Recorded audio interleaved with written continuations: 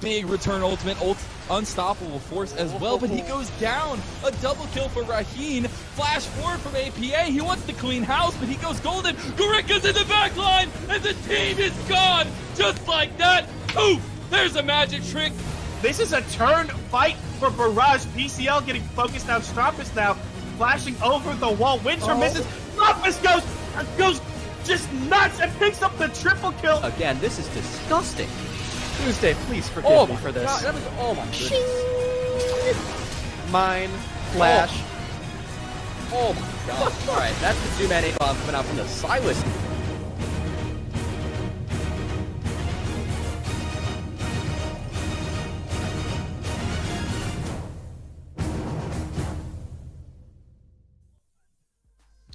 Good morning, or I should say good afternoon. I don't know why I'm saying good morning, but good afternoon, ladies and gentlemen. Today is day 2 of the Unified Grand Prix here on twitch.tv/academy. But make sure you're also tuning in to twitch.tv/upsurge esports, where you can catch all the other non-stream games between both of the streams here. My name is Mark Rafa Alexander Arambire. I am joined here by Dimitri Battery Toledo once again. We got a couple guests that we are very happy to share with you. But first, we do want to show the bracket, kind of catching up everyone for those that missed out on yesterday's games, because it was a bunch of bangers coming in here, Dimitri. For us, we were able to catch the Zeus Gaming and Supernova series and the Revival Winthrop series. But if you were tuned in over on the Upsurge Esports channel, you got to witness a huge upset in C9 Amateur taking down Barrage, and then, of course, Maryville being able to take a 2-0 over EG Prodigies. Out Battery. Those were really surprising. It really ruined some of our prediction brackets. I know some of the analysts were like, oh no, Barrage was the biggest one that we actually got to see. We'll talk about that in a little bit after. But I think yesterday was a really fantastic set of games, and it just sucks because remember, this is the beginning of this is the beginning of tier 1s. We've got our play-ins, and so we're already saying goodbye to 4 of these teams. We'll see them over in Wisdom in 2 weeks. It's sad to see them go, but I'm excited to see them and how they bounce back coming into Tier 1 for Proving Grounds. You know, for Barrage, AG Prodigy, Supernova, and Revival, we will see them again over at the second Tier 1 for Wisdom, which will begin on March 8th. But unfortunately for now, you know, their journey's ended. But, you know, for most of these teams who have been playing pretty much non-stop over the course of the 3 Tier 2 tournaments that we saw, I think we can really see how teams will benefit from a break and being able to get some time to rest, recuperate, and being able to get some valuable scrim time. As, you know, maybe it was one of the reasons why C9 Amateur were able to have such a good showing against Barrage. But, you know, before we get any further into those matchups, we do have a couple of very special guests to bring and share with you. Not quite yet. We're going to keep them behind closed doors here. But I did want to ask you, Battery, yesterday you were in the studio. This time now you're in the void. So what's happening over there? So the bringing us in, I was only for 1 day. The budget did not allow for that. I got kind of yelled at by production saying, we don't have the budget for that. We can't fly you in. So I had to go back home. I've been brought into the void. It's a little bit empty in here. I don't have my QSS, so Mordekaiser Ultimate's also sapping my stats. So if I'm a little bit weaker today, then everybody You gotta pay that tax, man. That's crazy. 1,300 gold. Not everyone has 1,300 gold to spare, but I believe I am getting word on an update for our guests. I just want to confirm if they are ready to come slide on through. All right. Well, ladies and gentlemen, we got not just one, but 2 guests. First, familiar face for those that have been following the amateur scene for the past 3 tier tournaments. He was on the Big League broadcast staff as well as the Cup staff. We have Dylan, who is a collegiate jungler for Miami at Ohio University, and we also have Invert, who works for Dignitas in the coaching and player development staff. So, first of all, we're very happy to have both of you gentlemen on. I'm going to go to Dylan and then Invert just to kind of get your thoughts about kind of overall Proving Grounds circuit and the journey that we've seen. Yeah, I think, it's been a lot of fun to get here. It's been a really grueling process. I think that's something you guys hit on perfectly. These teams played so many games. Honestly, there were so many matches that you really couldn't even scrim, right? You're basically spending every day as a match day or an off day because you need it. But it has been a lot of fun to watch, and it's been a lot of fun to keep up with, to cast, to be on the desk for. And it's obvious that the teams that are here, they all belong here, right? Even with the upsets and everything, sure, the schedule isn't perfect, but teams that are here now all belong here, and it's going to be so much fun to watch them. Yeah, someone who went to the top 6. It's a very different Congrats. schedule. Congrats, you get a month. Yeah, a little humble brag there. But it's a very, very different schedule to what a lot of these teams are facing, right? It's week after week of practice, and for a lot of these guys, you're not supposed to really treat it as a full-time job, but that's kind of the hours that you almost have to put in order to be the best. And I know some of the teams we're going to be talking about prior to the games, one of these teams had to play yesterday, and then the day before had a finals right afterwards, right?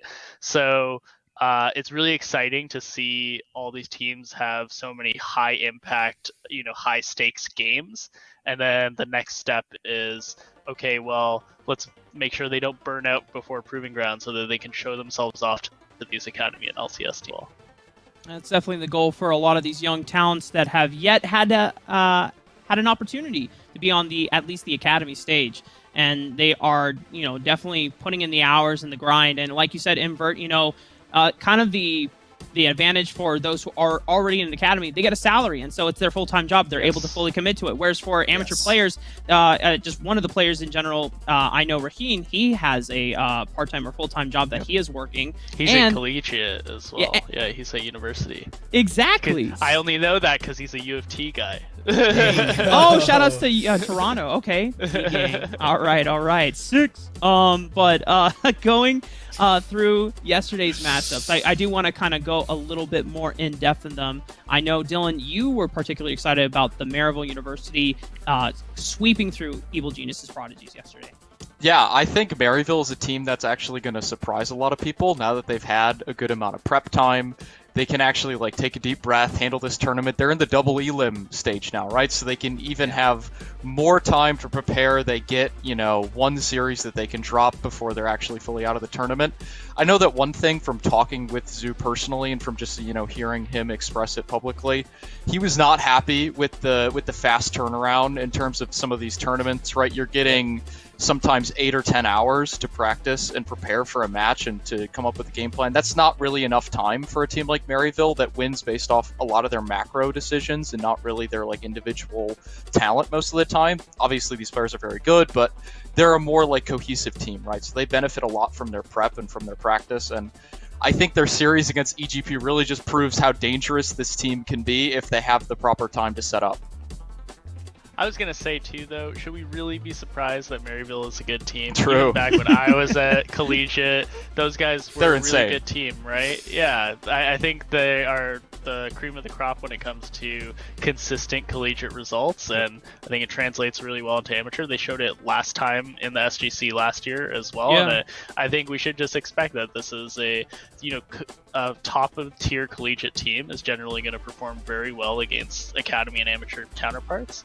And hats off to them for having such a consistent program to generate that throughout the years, and they're showing it again this year as well. The fact that they're here in the tier 1s, potentially going to make it to Proving Grounds depending on the results, it's something that's really exciting for that school. So Right. I mean, for any avid fans of the LCS and who are following the current Golden Guardians LCS roster, if they don't know this, Niles and Iconic just came from Maryville University. They were on that third place winning roster for Maryville University in the Scouted Ground Circuit last year. So the fact that Maryville has been able to produce LCS caliber talent is, goes to show the pedigree that, what collegiate and amateur have to offer for the next generation of players, right?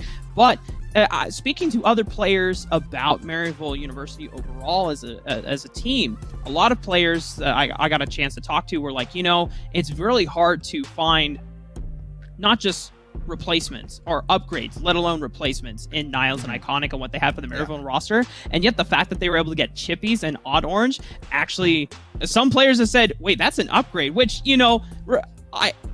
I can't really comment on because I'm a big fan of Niles and Iconic, but Chippies and On Orange in their own right have been pretty much taking control of some majority of the games that they have been able to win. Also backed by the Shady being able to get really precise support timings, just tunneling all over on the top side of the map. But as we head over into the next matchup that we want to look more into, Invert.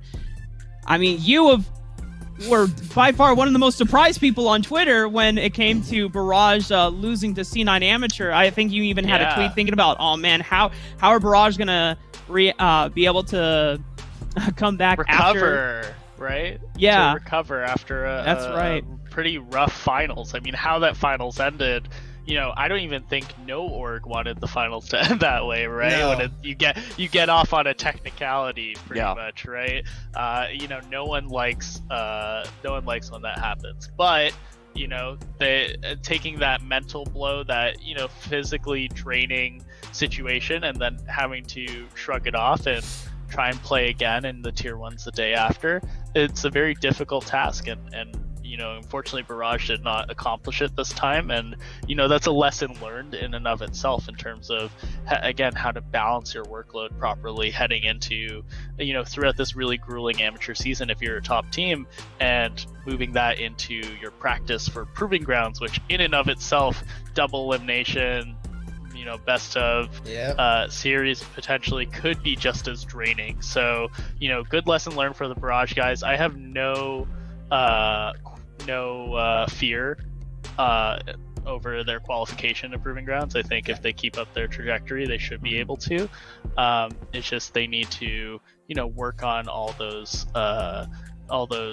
important things. That's not just their gameplay, but those conditioning things to make sure that they're properly prepared physically, spiritually, emotionally for the games ahead of them. Yeah, exactly. Amber, did we watch game 1? I just want to say the game 1 of that cup finals. Maybe gameplay. We'll see what happens with the Burger Flow. I was just gonna say they played 13 games in 2 days. I would be surprised if any other team could be able to play that many games and still have really consistent gameplay. Just maintain the quality. Yeah, exactly. That's one of the things with Proving Grounds this year, is that you have to basically go from playing in a playoff situation and then it's right into the next one, and you have to sometimes stay in that same level, especially for tier 1s in here where you're playing in that single elim. You're gone. You have to play at that certain level. It's definitely very grueling, and we're looking forward to see how Barrage can perform in tier 1. Those were the 2 matches that occurred over on the Upsurge Esports stream. And then, if you were tuned in to yesterday, then you saw the Zeus Gaming and the Supernova match, and then the Revival Winthrop. Starting with that one. Dimitri, I believe you were the one that predicted Winthrop actually to come out on top, and I was wrong about the Revival one. So we got every other series wrong. It's fine. I got every single other series wrong. I'll take that. I expected the EGP boys to come through. I think Kelsey Moser sold me on a dream. It happens. The Winthrop one, I got a lot of flack for, at least behind the scenes, but I'm glad that I stuck with the Winthrop boys. They came on through. Doxa absolutely destroyed. I'm excited to see what they could do today, later on, when they're going up against TSM Academy, because I think that'll be a very interesting matchup, and we got to see them yesterday. I think Revival have had some issues that were plaguing them yesterday that we've seen basically throughout all of Tier 2, and it just kind of came all to a head. I was really excited to see what we saw from Cyber. He, I think, still showed up for what ended up happening in that game, but for Winthrop, it only gets tougher from here. It does not get much easier, and that has been kind of like the thing that they've been able to coast on, which was facing a lot of, basically being a really great middle of the pack team, being our 5th, 6th, 7th seeds. It means that it's only going to get harder from here facing higher seeds. Yeah, to me, they're kind of the gateway team where it's like, you must be this tall to pass into that was Supernova, and then they got competing with potentially the lower tier academy teams, right? Yeah. So to me, I think it's like, do they maintain that presence, or are they going to take that next step into being a team that can be a contender? We'll see throughout these tier 1 tournaments. I think their core is pretty strong. I actually like what I see out of Concept of X overall, and I think Autolock Saber gets away with some Kha'Zix picks here and there in the tier 2s. For some reason. I don't know if that's going to continue, but we shall see. And Yeah, Dylan, it is I a little think- bit sad yeah. that Revival's kind of Cinderella run came to an end. I know over in Big, I got the chance to cast them when they made their first deep run. They made it all the way to the finals. Kind of an unfortunate story in the finals, but they did, upset like Maryville. They upset back then. It was EGP, who was like a really, really top team. They've kind of fallen off since that big tournament. But yeah, honestly, Revival is so much fun to watch. But I think Winthrop is really exciting too, right? Especially Doxa. He's a close friend of mine and somebody that I actually, played on a couple of teams with in a casual way a couple years back. So it's good to see that he's made it this far. But yeah, honestly, they're so much fun to watch. I mean, Doxa's like the only player that when he locks in something like LeBlanc, I actually have confidence in it. Everybody else, it's like, oh god, like not another Here we game. But go. Doxa locks in something like that, and it's like, oh my god, okay, Doxa. Like it's so Here much we fun go. to watch. Yeah, I've actually been pretty surprised by Sir Kendry as well. Yeah, So I for worked sure. with him a couple years ago in Scouting Grounds. Yes. But he was a jungler. Well, he wasn't actually a jungler, but he had But he qualified had, yeah. as a jungler. But just the growth from there to now, where he actually understands how to impact the map as a support, I believe much better than a lot of the other amateur supports. So I think that's another strength of this Winthrop team that, initially not a lot of people had faith in, but I think has slowly proven to be quite a consistent presence here. Yeah, it was interesting because when we were going into that matchup and talking things with Kelsey, Kelsey had similar thoughts that Kenji is one of the few amateur supports that really knows his timings and being Yes. able to match that to set up mid for success. But he got put on farming Tom Kench duty with Senna in the bot lane, so you don't really get a chance to do that. It's powerful, don't get me wrong, but his roamings is not as I should say permitted, because then Saskio is the person that is looking for the roams, and that's why maybe some of the games from Winthrop were not as active or proactive during the early game, but they were able to get their wins just through the power of really solo lane diff. Doxa had fantastic games on the LeBlanc and the Zoe in games 1 and 3 respectively. Then hybrids, Aatrox and Gnar, man, those were just absolutely fantastic to watch from him. But then, that came to a close, and now we do have to quickly wrap up Zeus and Supernova, which, oh man, okay, so let's get this straight. Me and Og Battery, we were hype on the Supernova train. We saw them ramping up. We thought that everything was going to be good, and then we didn't realize that RBM actually has a nasty Lee Sin. We had no idea that this man had one of the most dangerous early game junglers in his back pocket, as no pun intended, pocket pick, and he used it to surprising success. It put Maddie consistently behind. Second game, Maddie was able to absorb the pressure slightly better, but overall, it came down to Alorum just being able to, as well, almost flame Horizon Cavell every single time. So he really did. Yeah, Alorum was not pretty. It was not pretty. Was massive in those team fights, and I want to go to you first, Dylan. Just kind of looking at RBM as a jungler who has shown an evolution from what he has put on the stage in Tier 2 versus what we saw yesterday with the Lee Sin, because before it was just really like Udyr and Hecarim duty. Yeah, I think one thing that we were talking about, we were just kind of, theorizing. I don't know this for a fact, but I know that when he was originally brought on to the Zeus Esports lineup, it was not as a permanent position. It was more as just like a, hey, we need a player for these upcoming tournaments. Are you, happy to play with us? And he agreed to it. He took the spot, and they did very well. And then he ended up taking the spot fully. And ever since he's had that permanent spot, he's whipped out a lot of champions that people didn't really, put with him, at least on like the, the proving ground stage. As you pointed out, he pulled out the Lee Sin. He also has like a really, really solid Graves and Lilia that he's played recently as well. But it is a pretty good contrast to the champions like Udyr that he was playing at the beginning, right? That's more of like a control-oriented jungler where you're just playing to like outpace the enemy jungler and to set up your laners for success. You're not really like playing through the Udyr to get wins. But I think it's exciting, and it adds another dynamic to the Zeus Esports lineup that they can play through RBM now, right? It's not outside of the realm of possibility that he locks in Thank a carry God. jungler that can make early plays alongside people like Darkwings, and they can actually get things going on the map, because as much as you like to lock in a champ like Udyr, it doesn't really, give you another win condition in terms of like an actual carry. It just kind of like helps out your team comp and makes your early game a little bit better. But yeah, it's going to be a lot of fun to watch them. Yeah, I think their bot lane is kind of undervalued here as well. Like, we didn't even mention, I think Raheen has played fairly well so far. Yeah. And he even has a couple pocket picks that personally I have not seen yet on the amateur stage, but he has a nasty Draven. I know that if that could come out against champs like Xayah or Kai'Sa, in best of 3 format, that could turn a single game, right? That means That's a lot. valuable. So yeah, exactly. So when you have this many people on one team that can kind of pull pressure one way, like Alarm has his specific picks, Raheen has his, it can be pretty valuable for putting pressure on one side of the map that you didn't expect. So I would love to see me some Draven here on the UGP stage, but now we need to look at their opponents, as Sue's being able to make it through Supernova will now be taking on CLG Academy. And the confirmed roster for today will be TN in the top There you lane, go. Griffin in the jungle, RGS in the mid lane, Katsuri and Hooks in the bottom lane and support. And for those that were fans of the amateur circuit, should recognize our boy Hooks, who renamed from Otto.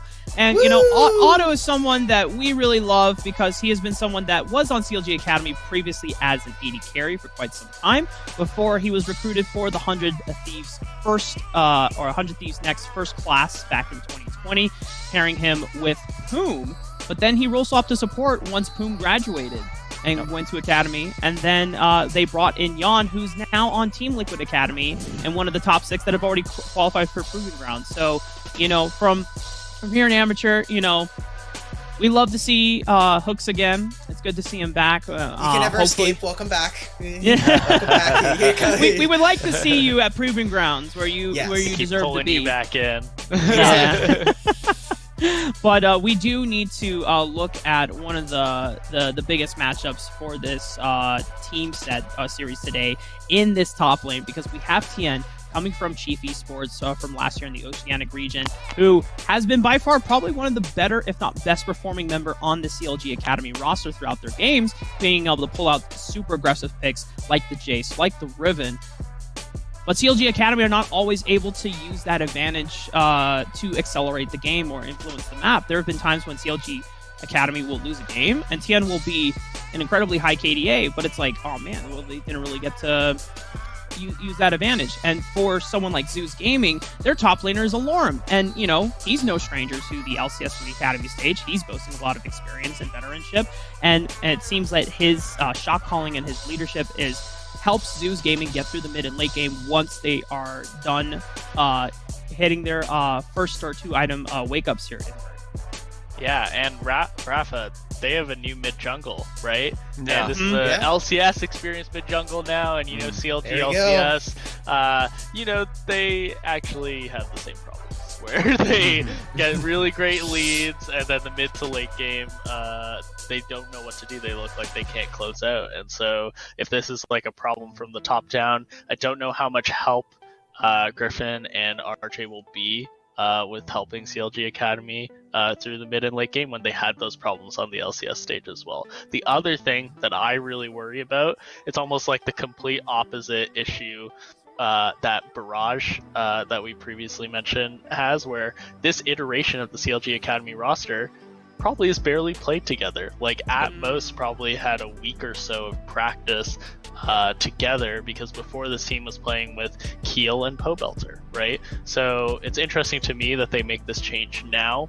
Maybe it's in preparation for this tournament. They think it's the best result that they can have in this circumstance, but also maybe it's in preparation to ramp up for the next tournaments in order to qualify for Proving Grounds. That much remains to be seen, but I really worry for this iteration of CLG Academy, where the mid jungle has the same issue about with respect to closing out games, and they haven't really played together together at all, so they don't know how to play as a team, and that further amplifies that issue as a result.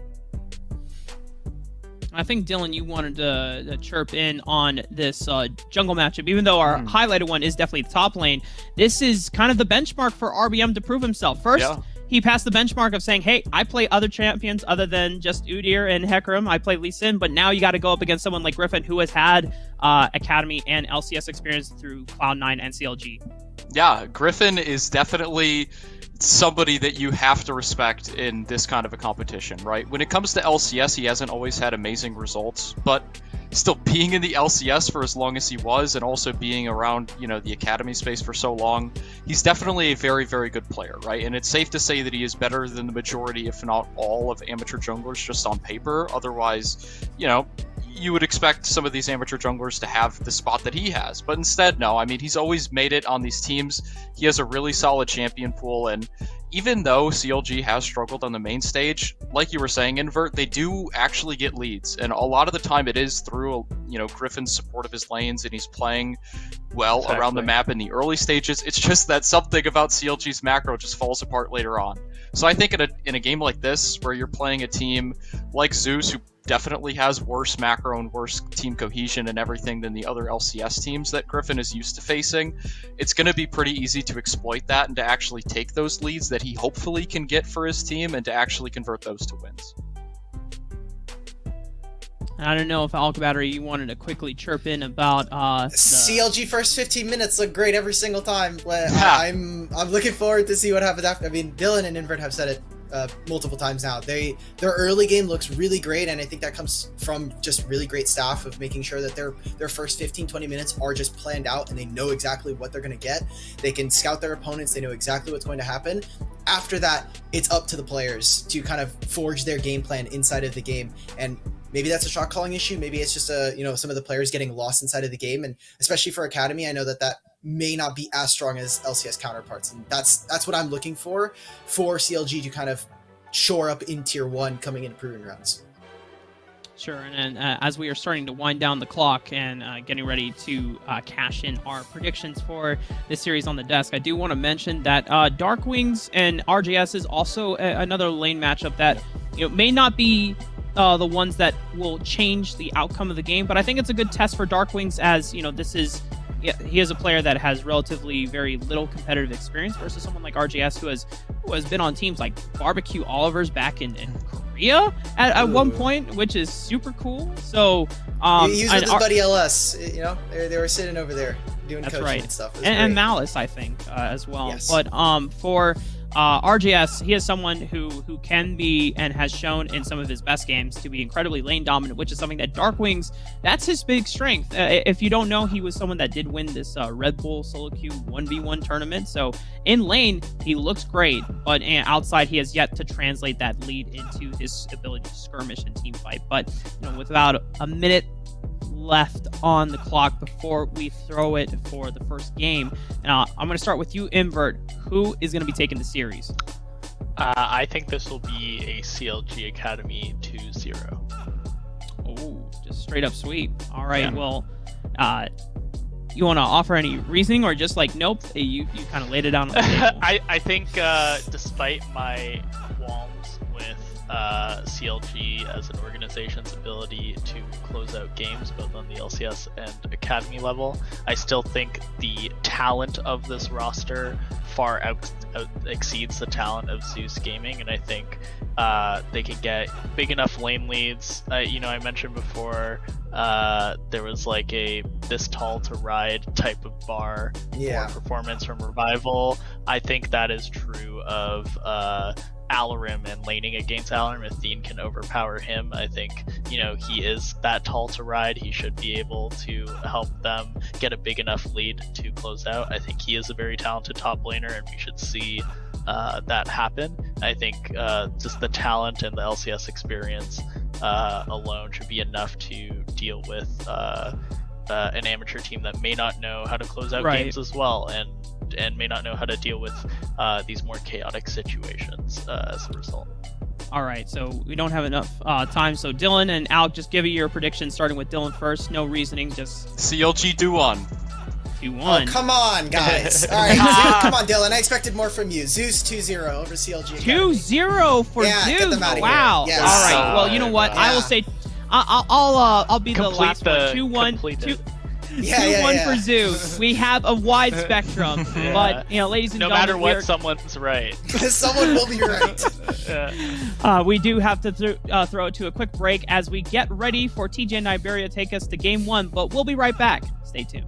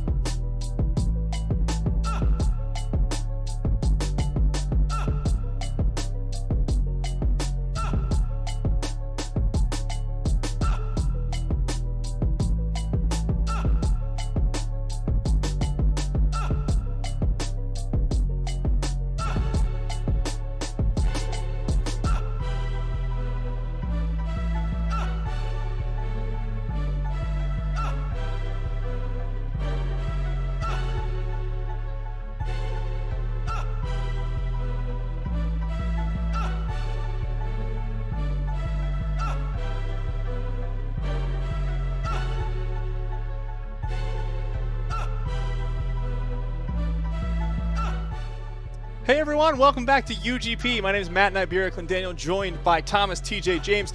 But before we get to that, before we get to draft, I just want to show you guys this sick headset stand I made that I'm really proud of. It's 3D printed, TJ. So you made it in your 3D printer. Where does it screw on? Okay, look, I had to unscrew it. Look how massive this screw is. Wait, is that screw 3D printed as well? Yeah!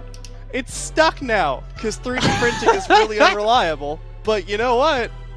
I think that's pretty neat. Wait. So you screw it onto your desk and then you put your headset on top? Yeah, it's like a regular clamp like you'd have for like a boom arm, but the screw itself, to give you a sense of diameter. Hear me out. Yeah, I'm ready. If you etch the word gamer on the side of that, you can sell it for at least $30. You know what? That's true. It has the word headphone etched on the side, and it's got a little face. You see the little, not great. You see the little eyebrows?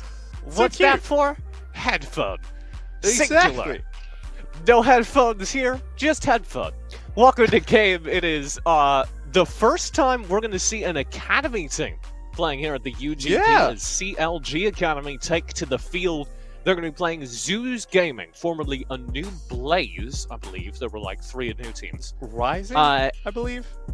Who've been, maybe, something. Who've been on a bit of an upwards trajectory.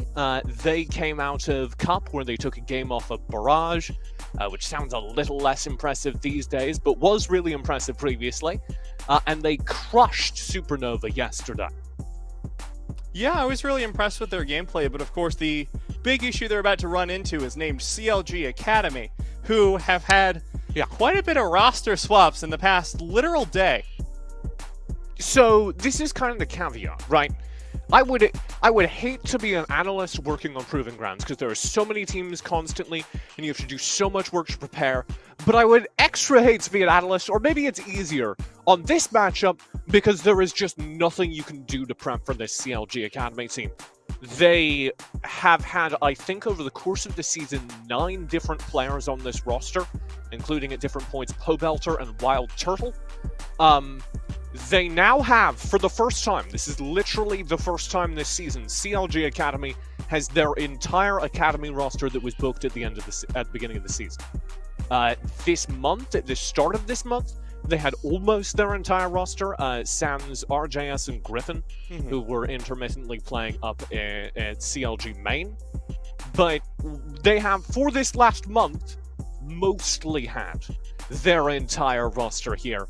And I think we have to paint that as maybe the start of a new team, almost.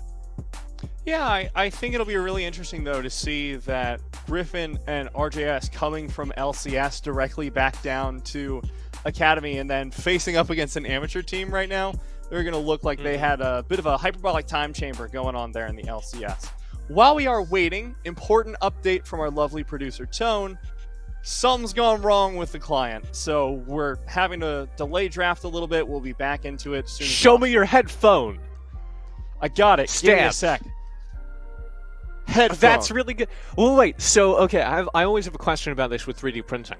Do you 3D print the screw separately and then put it in, or do you 3D print them at the same time? Like separately, intertwined? but I know there are some joined prints. I did one of them. It's an octopus, where the joints are like chain link, and it's printed all at the same time.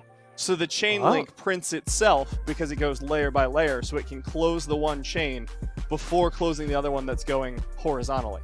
Do you have to like snap them free then, or do they print Yeah. as separate segmented pieces? Like, theoretically, TJ, they're separate and you wouldn't have to do any snapping, but realistically, because my 3D printer at the time was not very well configured, yeah, I had to do a little bit of wiggling. This is fascinating because I can remember in like 2013, I live in the Bay Area, and we have something every year called Maker Faire, where a whole bunch of like 3D printing and robot stuff and just cool tech maker stuff is all in the same convention center. And I remember when like 3D printers were first happening and how like bad and awful they were. And then you're showing me these 3D prints over the last couple of weeks, and they have like smooth sides and stuff. Are you having to sand them, or are they just coming out clean? No, but like there's examples. I don't throw them all out immediately because I'm like, remember where you came from, 3D printer, and I hold it up to it as a threat. There's one that went real sour. So this was the bottom of a Raspberry Pi case that I printed.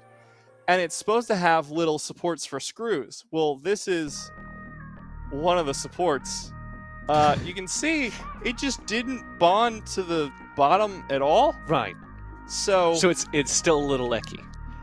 yeah, it's a little iffy to the point where people are like, yeah, so if you're having problems with the first layer, get some hairspray or some glue and just glue the print bed so that it binds better.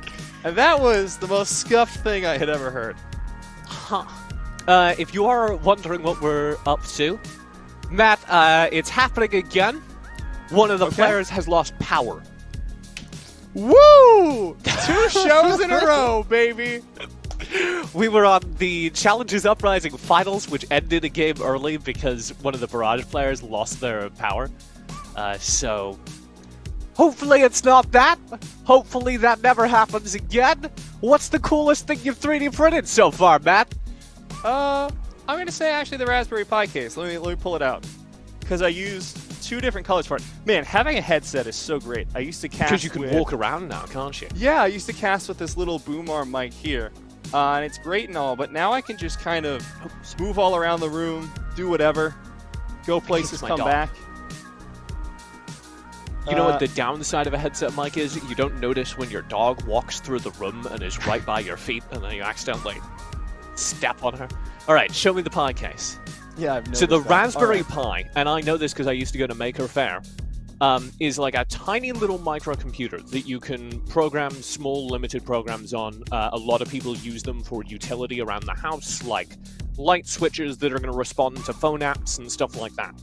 All right, what are you Tone's gonna using kill me yours as for? I kill my light and look hideous for a second, but it's not showing up with current lighting, so. There Oh. we go. Look at that logo, printed nice on the white. It's a snap-together case, so I got to do the like raspberry red on the bottom of it.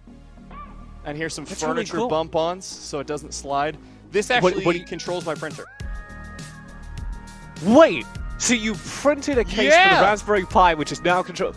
How does it control your printer? What are you using it for? So there's something called Octopi, which essentially is just like a firmware hook-in for 3D printers. And the way it works is you set up the Raspberry Pi, you plug it into your printer, and then once you set up the network, I can go on my computer to octopi.local and just control my printer from there. I can tell it to move up, move down. I can send it prints remotely. It's so much better, because let me tell you how scuffed it was at the beginning. You would have to save your print on this thumb drive that came with the printer, take it out of your PC, move it to the printer, go to press print. And that sounds fine. And it would be if I were printing like regular prints.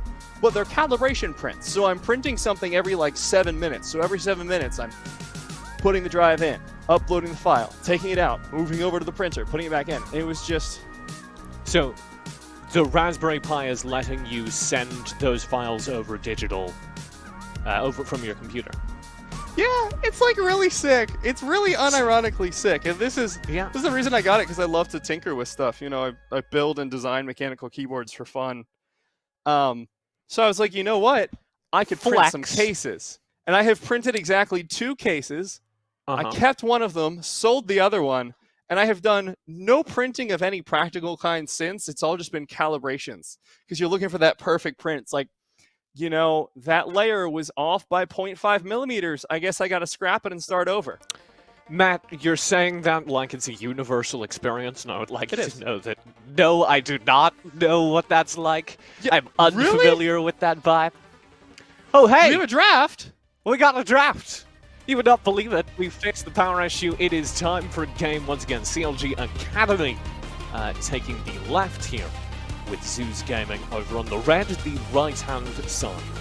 One of these times, I'm going to cast a game where the red is not on the right-hand side. And I'm going to be in trouble, Matt, because I've been saying that for like 2 years now. I really, Oh, I like we have Marco Polo as the default graphic. I love that. we are fixing that. You weren't supposed to producer Toad was fixing that. Come on. Yeah, let's but talk I thought about. It was cute. Like, that's a cool default instead of just blue and red, which is All right. Let's talk about the bans so far. It is real straightforward. Rel, Seraphine, obviously must bans right now. Udyr and Urgot are a little bit more interesting. The Urgot Scion are presumably Alorum targeted. He's real good. On the opposite side, the Zoe is targeted at RJS, who just recently took a win over Golden Guardians' main team through that performance in the LCS. Yeah, the one thing I'm really excited about for Olaf is that CLGA play through it a lot. This is what their former jungler was best on. I was going through their games just to get a refresher this past day or two, and I was looking at them, and most of them found success when playing through their jungler. I'm interested to see if they're keeping that play style here with Griffin coming back down from LCS. We do get RBM running back the Lee Sin was real successful yesterday, as well as the scaling mid laner for Dark Wings of an Azir. That makes a lot of sense. Zeus tend to like to have that insurance policy in the mid lane. I'm a little worried for Dark Wings in this mid lane matchup because RJS, frankly, is more experienced. It has been playing in the LCS. So I need to see a really good performance for Dark Wings across this game. This Azir is a champion. They're capable of doing it on. They need to step up and do well in lane. That is a marker to watch. Bot lane for CLG is locked in, Matt. It's going to be Jinx and Thresh. What does Zeus pull out in response? But your favorite champion, Senna. I really love Senna. I adore her. That is not TJ being ironic. However, in competitive, Senna is my anathema. I do not like seeing the fasting Senna TK lane. I suspect CLGA will ban it out, because you want to be able to trade, you want to be able to scale up, especially if you have hooks on Thresh, which is one of his best picks. I want to see the opportunity for trading, and I'm sure CLGA do as well. Here's a problem. Zeus, though, have Pocket Rhino as the support there, and Pocket Rhino, and yes, we do get that Tom Kench ban. But Pocket Rhino will like pull out Poppy here. Pocket Rhino has really wide pool of cool champions he can play as support that will work with fasting Senna. So I wouldn't put him past him to go fasting Senna, CSing Poppy, CSing Set, something like that. You said it now, TJ. I knew in the back of my mind, I remembered that Pocket Rhino pulled out the Poppy, but now that you said it, I need to see it come to fruition. I don't know if it'll be picked up because there's like nobody with dashes so far on the side of CLG Academy, so it doesn't have a ton of utility with the W just yet, but I mean, Death Sentence makes you move. Yeah, exactly. There we go. Pick it, Rhino. We'll see. The point is that Rhino has flexible options here. Oh, they had to ban it! That's truly incredible. CLG having to ban out the Poppy. That's got to be the first time in months that a Poppy has been banned by an Academy-level team. I'd say like years. Poppy has not been meta in a I while. I feel like she had a couple of days of play in LCS last year. I feel like that it's besides Probably. the point. Nautilus will come through here. This is going to be alongside the Senna, which means it will probably be farming Senna. CLG in that mid lane for RJS. Hovering the Syndra. And Karma will presumably... Okay. So, Karma top for Thien. This is interesting. So, there's multiple reasons this is interesting. One of them being that just we have not seen Karma top in forever. The last time she was viable, it was the Iceburn Gauntlet Spirit Visage combo that everyone absolutely hated playing against. But what's interesting for me about this, beyond the pick itself, is that Tien is known for being someone that really engages these team fights for CLG Academy and is kind of their linchpin there. Really loves playing aggressive in lane as well. So I'm perplexed but interested by this Karma pickup for the top laner of CLGA. Yeah, that was what immediately flagged it to me, is that Tien is the playmaker of this team. CLG Academy across their previous performances tend to wait for the team fighting, and the place where their solo kills come from, the place where the plays are being made, is up on the top side. If you map out, as I did, where the jungler is getting kills over on CLG Academy, it obviously wasn't Griffin prior to today, but it is that top side. It is about being able to roam up and play through Tien. So putting Tien on Karma either means that they think that Karma is going to be able to do more versus Alorum's now Ornn in the top lane than we thought, and I don't think that is the case. I do not think that Karma is going to be able to make a dent in Ornn. Or it means that they have an alternative carry plan. Either they're going to be playing through Katsuri on a Jinx, playing a little bit more aggressive like they used to during their OPL days, or we're going to see the Syndra of RJS step up during the laning phase, something along those lines. And regardless of which of those it is, it's a change in priorities from the way CLG Academy were playing prior to their full roster being here on the Rift. So that's a really exciting story to track, as for the first time in an entire season, CLG Academy have all 5 of their starting lineup. It really is going to be interesting seeing that come to fruition as well, because the way RJS versus Pobelter play is going to be the most interesting thing here. We already see the draft change, like you mentioned, and you've already touched on it a little bit, but a lot of the way that CLG played was Pobelter didn't go for solo kills. He was not being a flashy, aggressive killer mid laner. He was sitting there, he was farming up, getting a farm advantage, they'd win through team fighting. RJS, with this pick, is signaling to me maybe he wants to get a little bit more frisky. Yeah, RJS does get a little bit more frisky, and we've seen that across picks like the Zoe and the TF in LCS, where they are trying to make plays and sometimes succeeding against LCS caliber mid laners. So if that is the call coming in, if Griffin and RJS, who have been playing together in CLG main, are saying, we are an LCS caliber mid-jungle duo, we are just going to put our foot to the floor and blow out this mid lane, I worry for Dark Wings.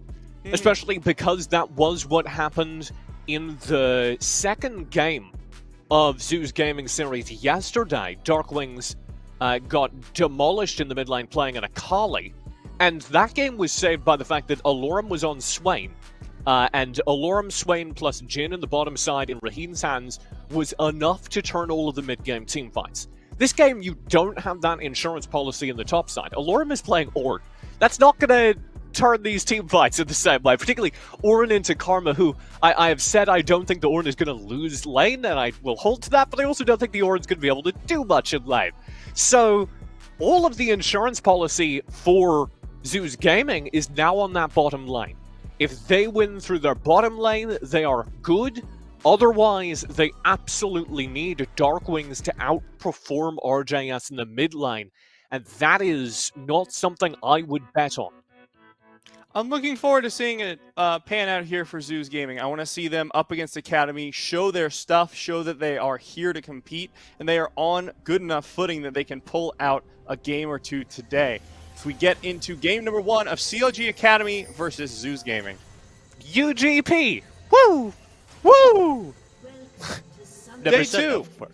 That didn't really have a ring to it that I thought it would. I'm not going to lie to you. No, and then you didn't woo the day 2, and I was like hoping for it. Woo! There we go. Yeah, let's go.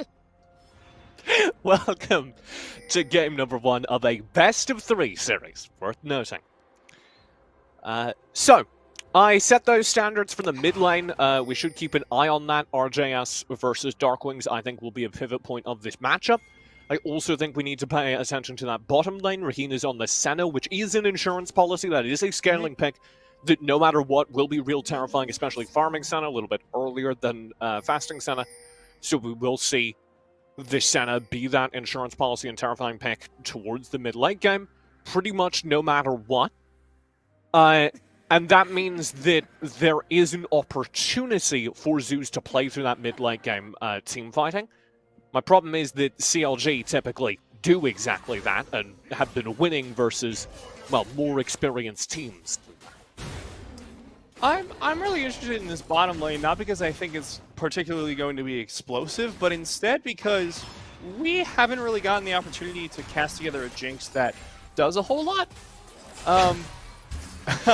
We have seen plenty of Jinx picks. We have seen her come out once or twice. We saw her picked all 5 games, I believe, of one of our best of 5 series. I think that was the semifinal.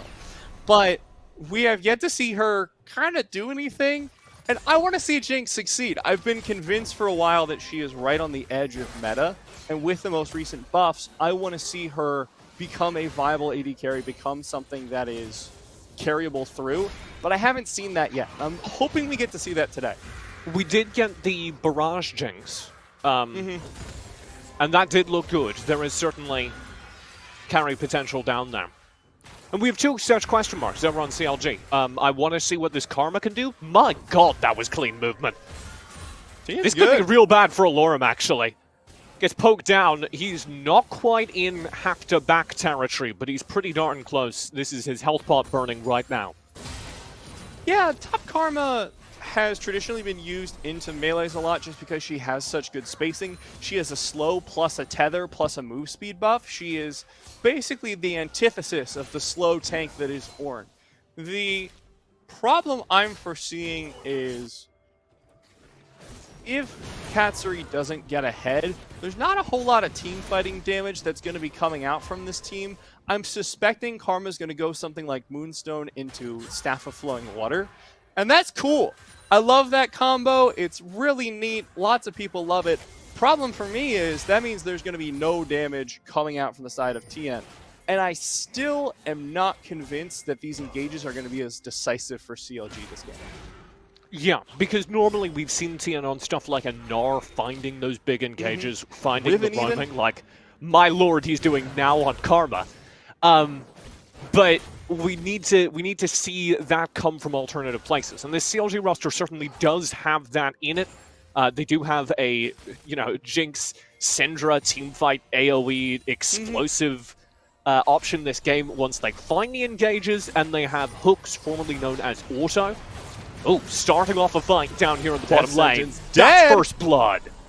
Griffin picking that one up early. Great start here for the CLG jungler and bottom lane, who are so far not having any trouble knocking that Senna straight out of lane. I'm excited to see that start, because it is exactly what we were calling for.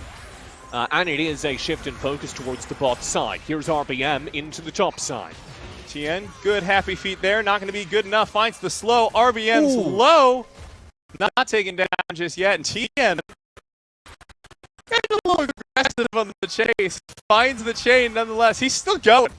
I respect this top laner so much. This is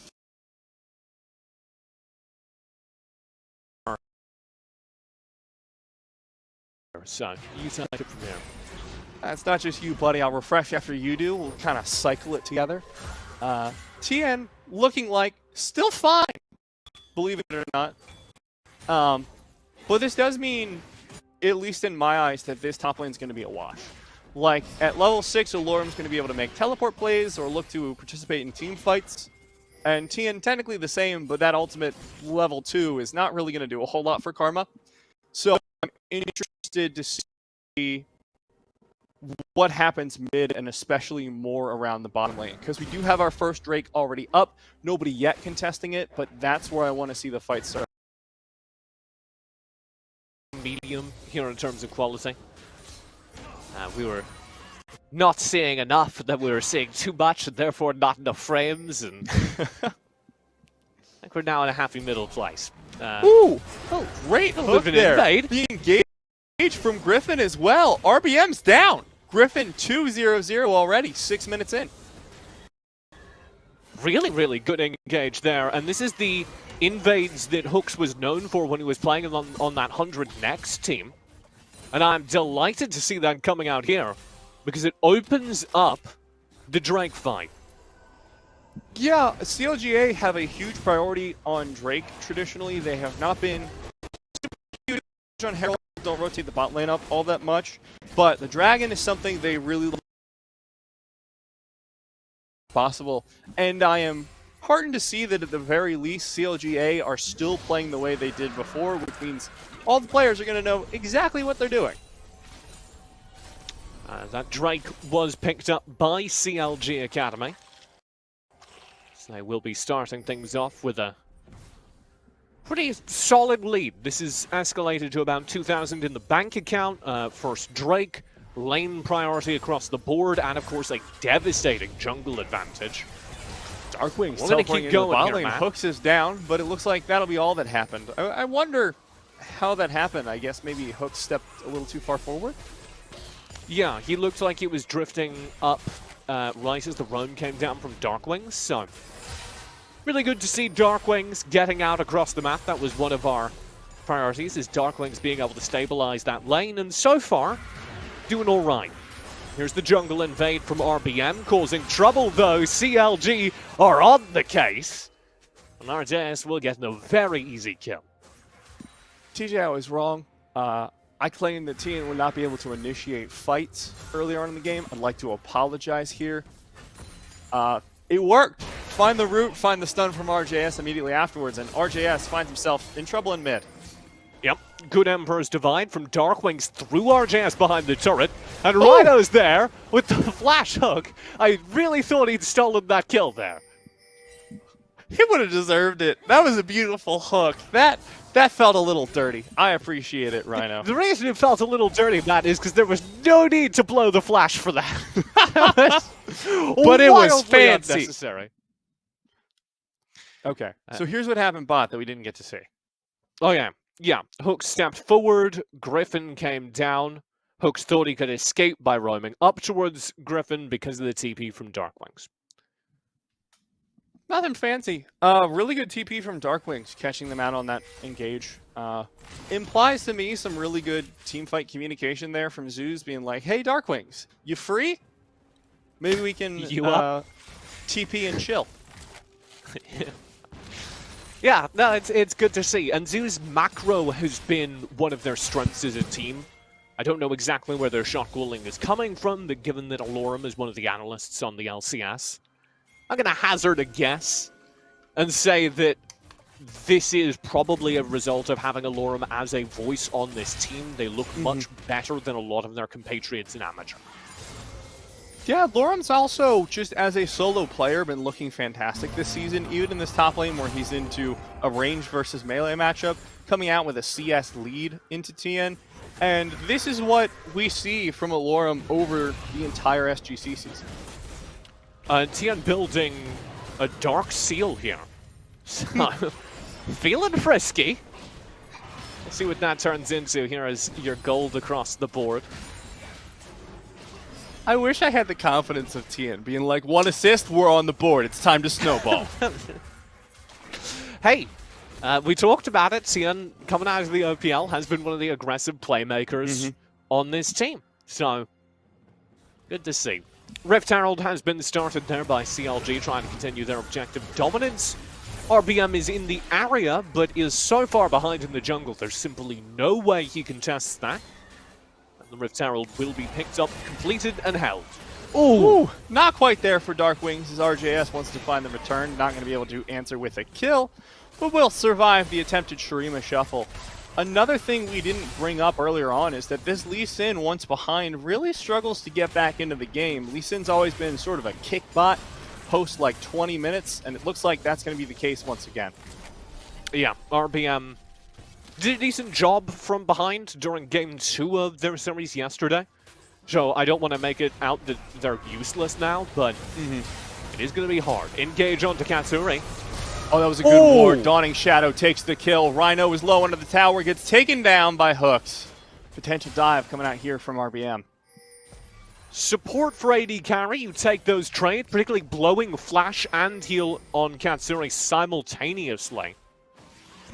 So very, very good trades for Zeus, and they'll look for more here in the mid lane. Find the stun here onto Dark Wings, but not full combo out. There's the ultimate dumped, but won't be enough to find the kill. RBM comes up looking for blood. RJS just walking into him and is fine. Don't worry about it. I did not expect him to step up into that. I didn't either, TJ. And here's the chase. Ragnarok popped. Oh my lord, he almost finds this. Griffin flashing over the wall into 4 players now as Alorum roams down. CLG will get away with it. Oh! And there's the rocket! All the way from the river, all the way from the bottom lane. It finds a kill.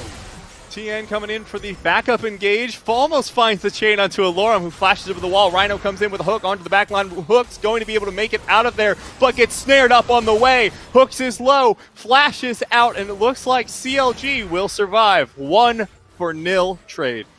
I have great news. That NA gameplay you ordered is right here. We're getting spicy. Exactly. Same day delivery, baby. Let's go. Exactly as we're used to seeing here in Amateur, here in Academy, and I'm delighted to see that continued aggression manifesting even as the tournament season, gets closer to the end. I was worried our games would get more boring. We'd go back to the NA that just sits in the bottom lane. No more, Matt. TN finds the root. The stun follow-up from Hooks. That's how he got his name, ladies and gentlemen. Beautiful. Hooks will be secure. And that's going to be the second Drake of the game over to CLG Academy. Off the back of a truly devastating, I'm going to say, series of trades, though that doesn't do it justice, in the mid lane. This is such a fun game. I was honestly expecting, nothing from top. Bot lane would decide to farm it out. Sure, RJS would try and bully mid, but this is so fantastic. Okay, I need to see this rocket. We're going to start way back here. This was the bot lane kill. Pocket Rhino, one of the quiet carries over on this team, sets up for this. Raheen just has to ult at the right time. And then, show me, we got to fast forward twice on the TiVo remote. Show me the rocket. All right, here's Katsuri just coming in the lane. Clearly watching the fight the whole time. Respect. Oh. Boom. I love it. That is nuts. You'll love to see it. Turret did fall in the meantime. This is Zeus losing a lot of the map simultaneously. They've been pressured down in mid, lost to Drake. Do steal away this blue buff, I think. Yeah. Might get dangerous, though. It's something, TJ. It's not quite the dragon, but it's something.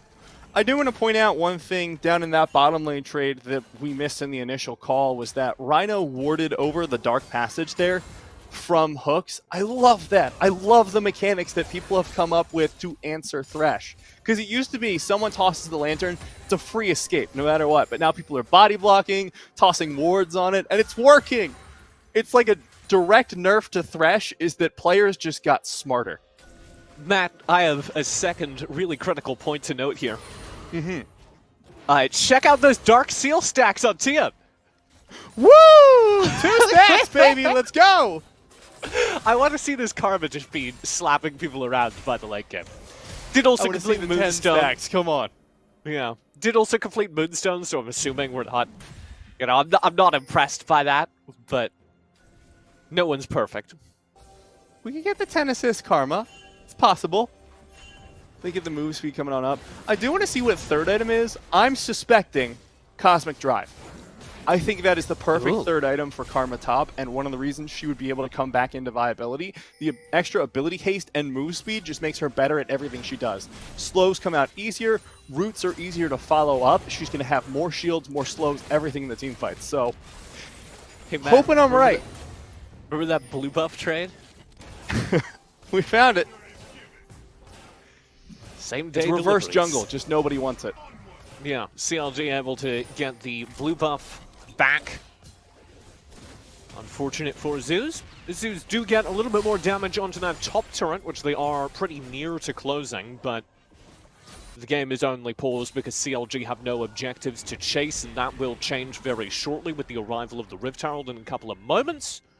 And the arrival of the Drake in a minute 30. CLG do have a truly massive gold lead for this early game right now. And you are sitting on the Senna train if you're a Zeus Gaming fan. Griffin finds one under toe. Can he find two? No. I just wanted to count through the fight, TJ, but he denied that from me. Well, I'm sure you'll get another chance. Not better. Because as I said, you're sitting on the Raheen Senna train, maybe the Azir train as well. You're waiting for Senna to come into station. Zeus do have a little bit of a late game bounce between Raheen, Senna, Azir on Darkwings, and of course the top lane Ornn items, which will come up. But they need to survive to that late game. And as yet more objectives are passed over to CLG, that's looking increasingly difficult. CLG will get the Rift Herald, and that pretty much guarantees them this Drake as well. And if they get that Drake map, well, it's the third Drake of the game, putting them only one away from Soul. My favorite genre. I was thinking of Seoul, South Korea, but, you know. Oh. Yeah, I guess that's the more esports one. I was thinking Yeah. of soul music. That's the more me one, TJ. Well, it was because of trains. It was because I used a train analogy. Oh. And I was like, what place has great trains? South But Korea. also, like, Soul Train. Oh, yeah. That's also a good... It's just a good reference all around, TJ. Great word choice. Wow. I'm so good. You are. Turn to the top side. Will not go down. Here's the Rift Herald to take a turret in mid. CLG setting up for the Drake in 5 seconds. Teleport comes out as well. They do need to answer this Rift Herald. Griffin finding under toes. Backline. Katsuri going to be fine for now. Dredge line goes out beyond the Gale Force. Now turning around the fight. Griffin is already down. CLG need to get out of this one as fast as possible. Good going golden there from Hooks. Will be followed up with a little bit of CC of his own. But Zeus will not find anything else off the back of this fight. Still, 1 for none in favor of Zeus Gaming. Yeah, They may yet be able that's to deny Drake. Soul Point. Yeah, that's Drake as well, because it's the jungler, Griffin, who went down. They're going to lose that mid turret, I think. I don't know that there's anything they can do about that.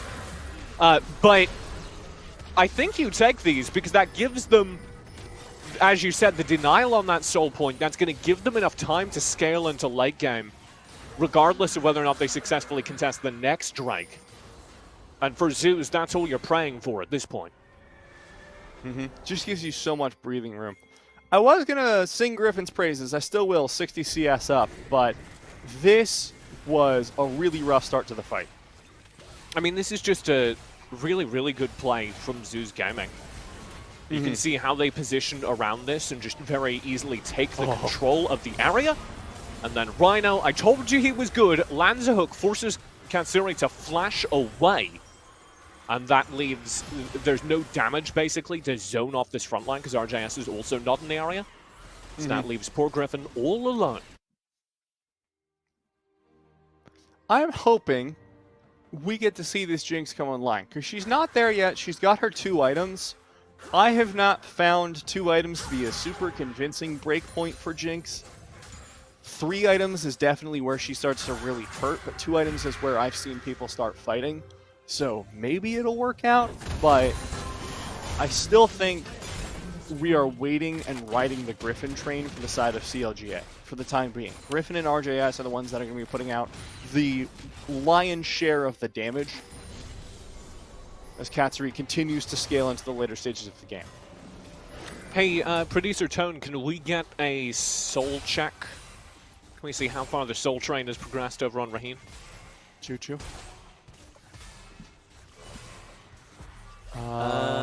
38. Counting with Producer Tone. It's our favorite I'm segment. really excited for this. We are almost there.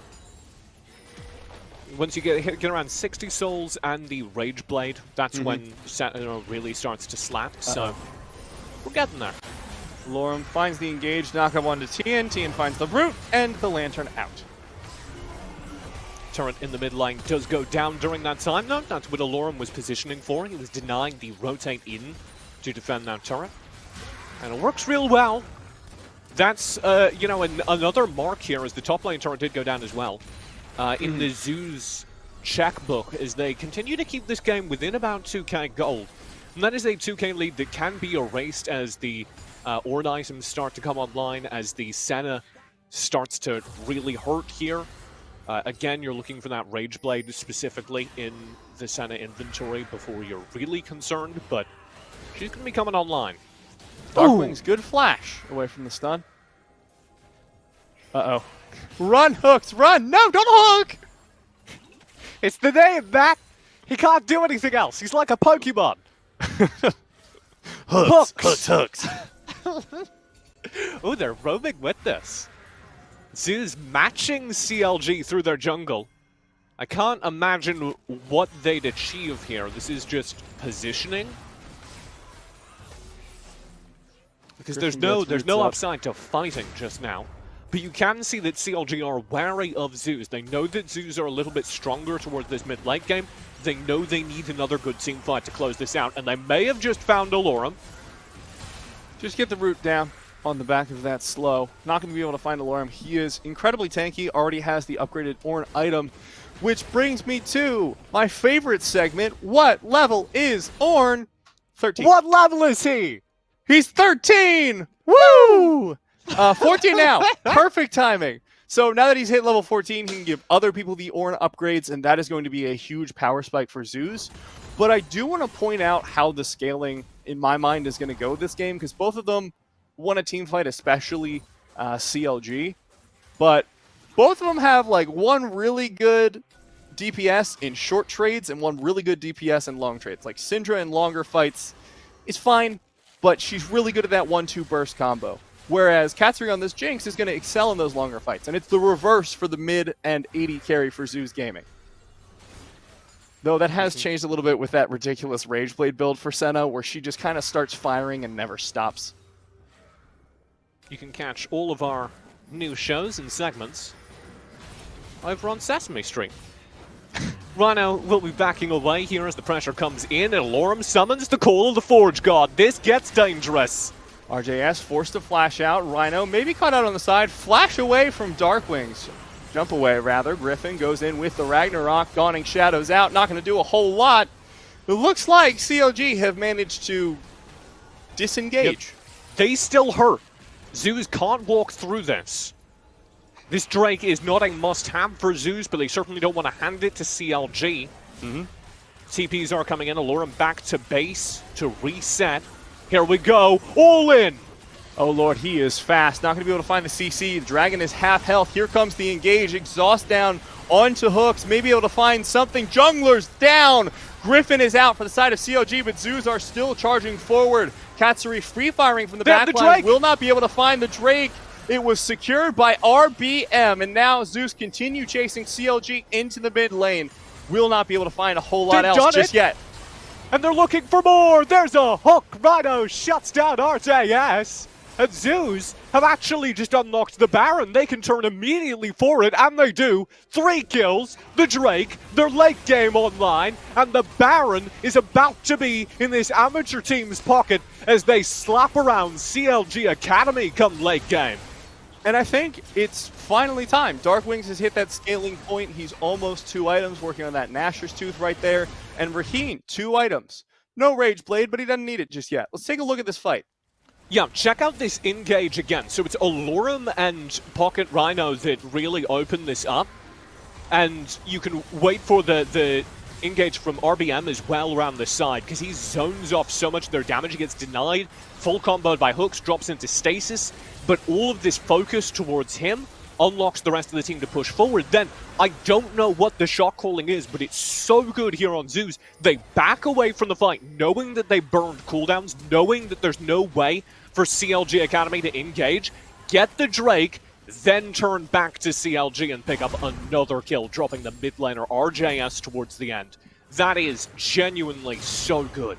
I know we talked about it a ton in the early game, TJ, but just in case anyone wasn't with us, or in case someone needs reminding for whatever reason, Rhino's sick. Rhino has been making these engages and these fights work for Zeus the entire game. These dredge lines from insane angles that look like there's no way that just connected, and then we see a dead AD carry from the side of CLG. And Rhino and Alorum have been these secret weapons because they are so good at playing these tanks.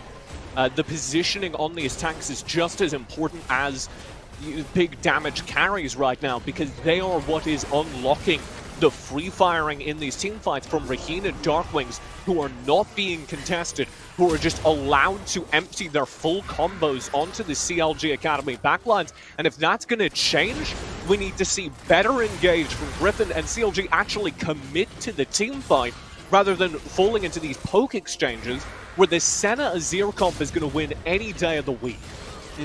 Because you can kind of poke a little bit with Syntra and Jinx, but not with any degree of the repeatability you have with the Senna Azir. Yeah, well, it comes down to how the tanks play. If you go for a poke fight, it comes down to the positioning and the tank. And right now, Zeus are destroying them because they're setting up so much better, and because CLG, you know, have Thresh Olaf as the front line, which can't sit at that mid-range and just eat damage like an Or Nautilus. Yeah, a lot of beefy tanks here on Zeus, and they have the double Infernal as well, which is so good for their composition. Raheen is not building a whole lot of raw AD, but has the souls. Will end up with like 280 by mid to late from items alone, so the souls plus Infernal help out. And Azir loves his raw AP. So just for this team, the dragons they have gotten, and potentially, if they get soul, TJ, they'll have 4 Infernals. Yeah. We're a little far out from that. If this game goes the full 30 If the game goes that long, something else has gone wrong. Yeah. Well, right now, things are going wrong for CLG Academy. This is the first time during a Tier 1 tournament that an amateur team has a lead over an Academy team. But here you go, Zeus out ahead of CLGA. Yeah, and we saw similar things happen to Golden Guardians in Challengers Uprising, right? And they got knocked out, ultimately didn't make the end of playoffs.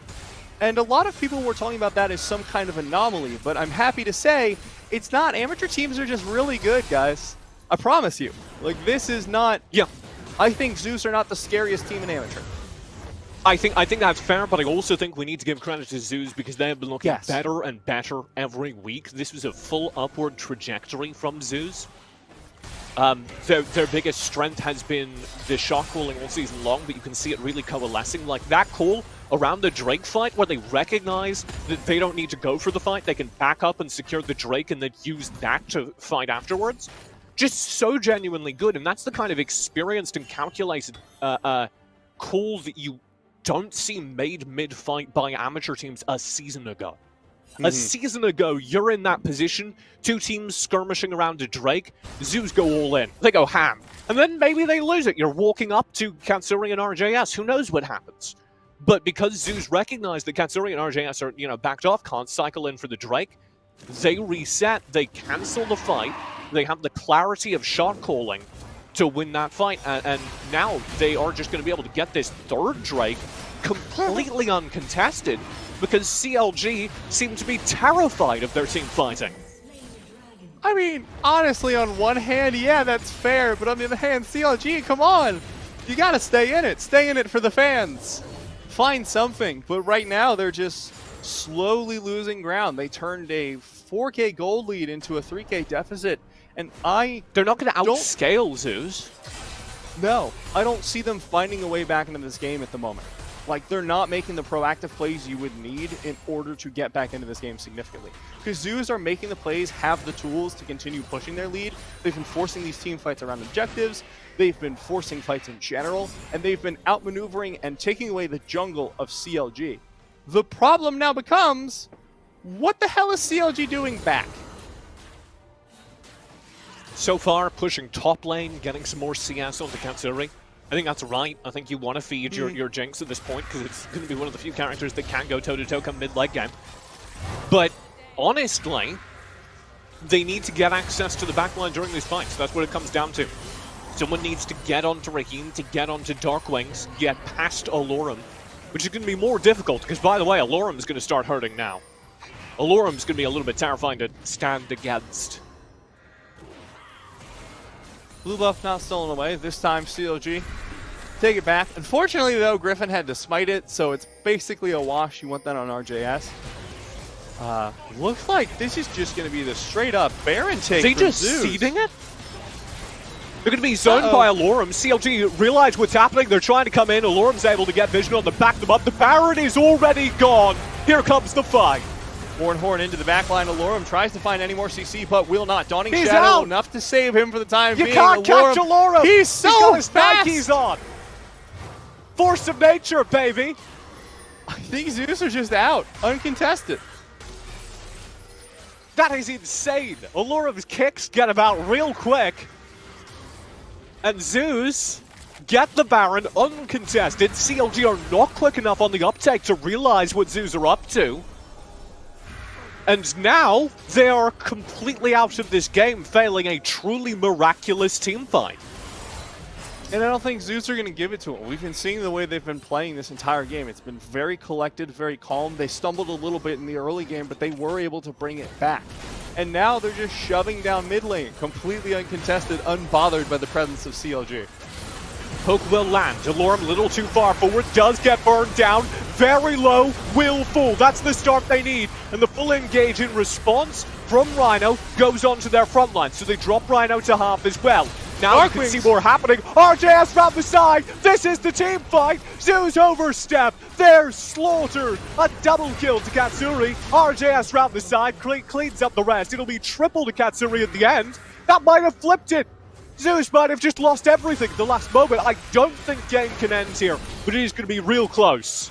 This was the miracle engage we were talking about, TJ. We were both like, CLG have no way back into this game unless there's somehow a miracle fight. And Zeus, unless the you boon play of the through gods, a choke is point. delivered to CLG Academy. Unless you play through a choke point into the Jinx. With no CC to lock her down, by the way. This might just into be the end. bush. Can they? Okay, Zeus is back. Yeah, they can end. This is it. This is game, map. Rhino getting bursted down a little bit, but the focus is on the Nexus Towers. Allura tries to find a little bit of CC. Will knock up 3, but look at that Nexus. 1 quarter. It's down. God. CLG turned game 1. What a game. CLG Academy have to pull the game back in the very last minute, and they do so because Zeus get overconfident. They run all the way down the mid lane. Alorum realizes, oh wait, there's players behind us, turns around and just runs into a bush. Just gets full focused in this tiny choke point he doesn't have vision through. And somehow CLG Academy are just handed the ideal team fight, wherein Jinx has vision of the entire enemy side and nobody has vision of Katsuri. That is insane. You cannot let that happen. I think the big thing here is it just shows CLG's ability to capitalize on this. They know exactly what's happening the moment they see Alorum step out of the bush. They're like, this is the game. This is how we bring it back, and they execute on it beautifully. You know, I had so many points prepped about how Zeus Gaming did a really great job of hanging in there. They made some really great adaptations. That forced fight around the dragon was fantastic. Then the dragon control from there on was amazing. But CLG proved that with enough patience and one mistake, you can turn a completely lost game. And that's the difference. Honestly, that is the difference between a team that's been playing in Academy and LCS and will spot that opportunity and punish it, and a team that hasn't been playing at that level and will hand over that opportunity, will make that mistake when their nerves get a little too real. I do want to give them credit, though, for Zeus, because this is not a performance we would have been able to see from anyone in Amateur last year. This is still an escalation of play, and an escalation of play for Zeus Gaming. I do not think a week ago they would have been able to take on CLG Academy as close as this game was. No way. No. I do think that is the important takeaway from game number 1. That's right, game number 1 of a best of 3.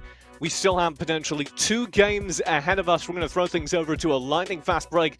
When we come back, we got the analysts to break that match number 1 all the way down. Then games 2 and 3, I'm betting, of this series. You won't want to miss it when the Unified Grand Prix continues right after this.